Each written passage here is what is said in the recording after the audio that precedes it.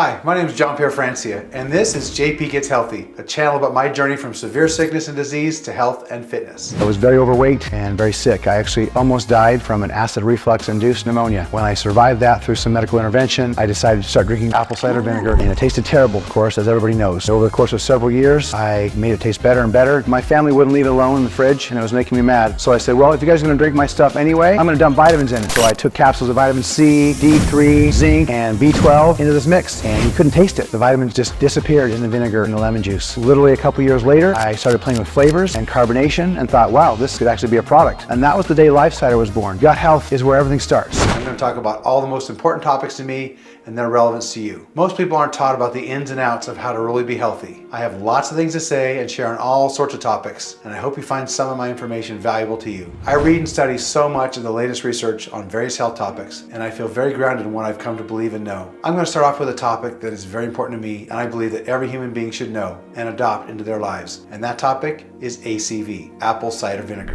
Apple cider vinegar has been a game changer in reaching my health goals.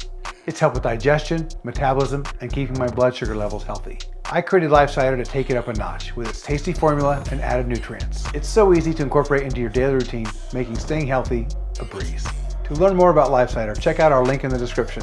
You can also try our sampler to find your favorite Life Cider flavor. Apple cider vinegar, ACV, has a rich history that dates back thousands of years, being used for many purposes, from cooking and cleaning to medicine and preservation. The journey of apple cider vinegar through time tells a fascinating story of human innovation, medicinal exploration, and culinary evolution. It's believed that around 4000 BC, the Babylonians were using the fruit of the date palm to make vinegar. This laid the groundwork for fruit-based vinegars. By 3000 BC, the Egyptians had harnessed the process of fermentation for making vinegar, including versions from apples. During the Roman Empire, which ended in 476 AD, apple cider vinegar was used by soldiers both as a refreshing drink and for its antiseptic properties to clean wounds. Roman legionnaires drank pasca, a mixture of vinegar and water, demonstrating vinegar's role in daily consumption and health practices. In the Middle Ages, vinegar was used for preserving food. Apple cider vinegar was a common byproduct of the cider making process in Europe, especially in places where apples were a staple crop. Its antibacterial properties were especially valuable in a time when preservation techniques were limited. In the American colonies, apple cider vinegar became a household staple, produced by families from leftover apple scraps. It was used as a preservation in cooking and as a health tonic.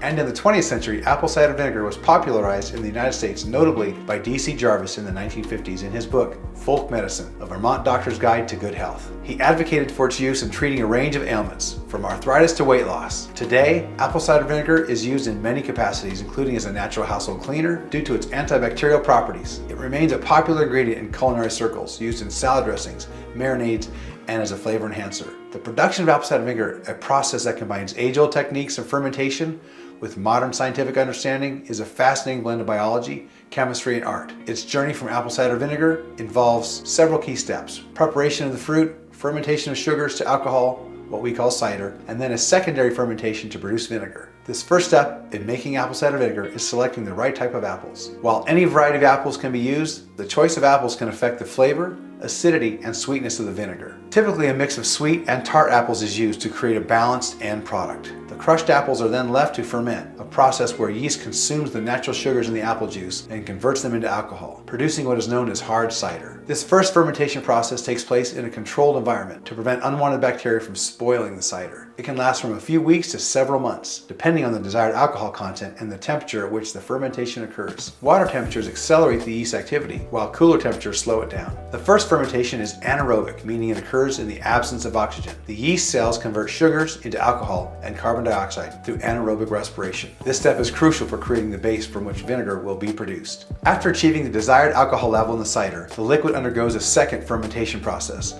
which is where the true transformation into vinegar begins. This step introduces Acidobacter, a genus of acetic acid bacteria that are naturally present in the air and on the surface of fruits. The cider is exposed to oxygen to facilitate the aerobic fermentation, allowing the Acidobacter to thrive and convert the alcohol into acetic acid, the primary component of vinegar. The second fermentation is typically slower than the first, taking anywhere from a few weeks to several months. Through this period, the acidity of the liquid increases as the alcohol is converted to vinegar. Once the vinegar has reached the desired level of acidity, it can be stopped from fermenting further by sealing it off from air, thus halting the activity of Acidobacter. However, many producers opt to allow the vinegar to mature which can enhance its flavor and acidity. During maturation, which can last from a few months to several years, the vinegar develops a more complex flavor profile. The final step in the production of apple cider vinegar can involve filtration and pasteurization, although not all vinegars undergo this process. Filtration removes solid particles and bacteria, resulting in a clearer vinegar. Pasteurization involves heating the vinegar to kill off any remaining bacteria. Some producers skip these steps to maintain the vinegar's raw status, which is believed by some to have health benefits due to the presence of the mother. The mother is a colony of beneficial bacteria involved in the creation and fermentation of the vinegar. The most important compound, however, in apple cider vinegar is acetic acid, which accounts for 5 to 6% of its makeup. Acetic acid is produced during the second fermentation process when the alcohol derived from apples is exposed to Acetobacter, a type of bacteria that oxidizes the alcohol, converting it into acid. This transformation imbues the vinegar with its potent antimicrobial properties and distinctive tart taste. Acetic acid has been demonstrated to possess antibacterial and antifungal properties. It can disrupt the growth of many types of pathogens, which is why vinegar has been used for cleaning and disinfecting wounds and surfaces historically. Several studies have highlighted acetic acid's role in lowering blood sugar spikes after meals by improving insulin sensitivity. This could be particularly beneficial for individuals managing diabetes or prediabetes. When you control blood sugar spikes, you also reduce the amount of insulin secreted during that meal, which reduces fat storage. Enzymes in apple cider vinegar are primarily a result of the fermentation process. These biological catalysts accelerate chemical reactions within the body and are crucial for digestion and metabolic process. In the context of ACV, enzymes are thought to aid in the breakdown of food, helping improve digestion. The enzymes in ACV can facilitate the breakdown and assimilation of nutrients, potentially aiding those with slow or compromised digestion. A healthy gut microbiota is linked to improved immunity. The probiotics in ACV may support the immune system by enhancing the gut barrier and influencing the gut-immune connection. One of the most researched and supported uses of apple cider vinegar is in the management of blood sugar levels, particularly for people with insulin resistance or type 2 diabetes. The acetic acid in ACV is believed to influence blood sugar levels by improving insulin sensitivity. After a high carbohydrate meal, vinegar has been shown to improve insulin sensitivity up to 34% and significantly lower blood sugar and insulin response. This effect may be due to inhibition of enzymes that digest starches, leading to a smaller blood sugar response after starchy meals. Some recent studies show how ACV with a meal can increase insulin sensitivity with some foods up to over 60%. Do you know how incredible that is? Even a 30% increase in sensitivity means a roughly 20% decrease in insulin secretion. Sometime ask ChatGPT for an in-depth overview of what insulin's role in your body is. But to summarize, insulin helps your body handle glucose, which is a primary energy source derived from the digestion of carbohydrates. After consuming food, particularly carbohydrates, the digestive system breaks down digestible carbs into sugar molecules. After consuming food, particularly carbohydrates, the digestive system breaks down digestible carbs into sugar molecules, one of which is glucose. The glucose is then absorbed into the bloodstream. The rise in blood glucose levels signals the pancreas to secrete insulin. Not all the glucose that is absorbed is needed immediately for energy. Insulin helps store excess glucose for future use by promoting its conversion to glycogen, a process called glycogenesis. Glycogen is primarily stored in the liver and muscles when blood glucose levels fall, such as between meals or during physical activity. Glycogen can be broken down back into glucose and released into the bloodstream to maintain energy balance. Insulin also influences the metabolism of fats. It promotes fat synthesis and storage, particularly when there's an excess of energy or calories in the diet. Insulin inhibits the breakdown of stored fats and encourages the creation of new fat deposits, especially in adipose fat tissue. Insulin has an anabolic effect, meaning it promotes the building up of body tissues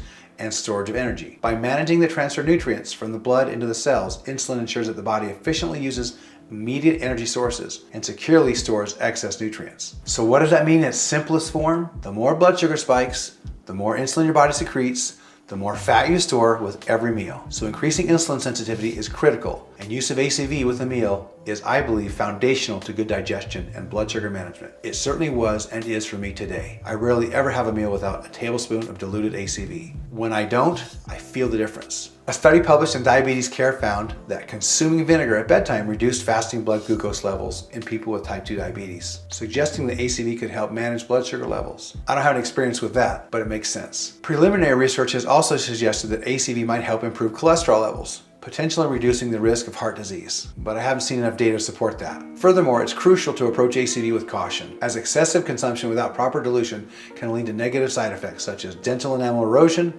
throat burns, and potential interactions with certain medications. You have to dilute ACV at least 10:1 to get the acidity to the right level for digestion and to eliminate the negative effects on teeth, esophagus, and stomach. If it feels like it's burning, it is. Tart is good, burn is bad. Remember, an ideal serving of ACV with a meal is roughly 1 tablespoon. There are some misconceptions about ACV. While research suggests that apple cider vinegar can help improve blood sugar controls, it is not a cure for diabetes. Studies have shown that ACV can improve insulin sensitivity and lower blood sugar levels after meals, but it should be used as a complementary approach rather than a standalone treatment. Misconception number 2, ACV leads to significant weight loss. In reality, the claim that apple cider vinegar alone can lead to significant weight loss is greatly exaggerated. Some small studies suggest that ACV can help reduce appetite and increase feelings of fullness, leading to a modest reduction in calorie intake. I've never experienced a greater feeling of fullness in my years of using ACV, but studies do show that ACV with a meal does delay gastric emptying, which allows better digestion of food and nutrients before your food leaves your stomach. The third one, which is kind of crazy, is ACV can cure cancer. There's no scientific evidence to support the claim that apple cider vinegar can prevent or cure cancer. Cancer is a complex disease that requires professional medical treatment. Promoting ACV as a cure for cancer is not only misleading, but also potentially harmful, as it may lead individuals to delay seeking evidence-based medical treatments. There are so many culinary applications, dressings, marinades, pickling, and even in baking. ACV can be used as a leavening agent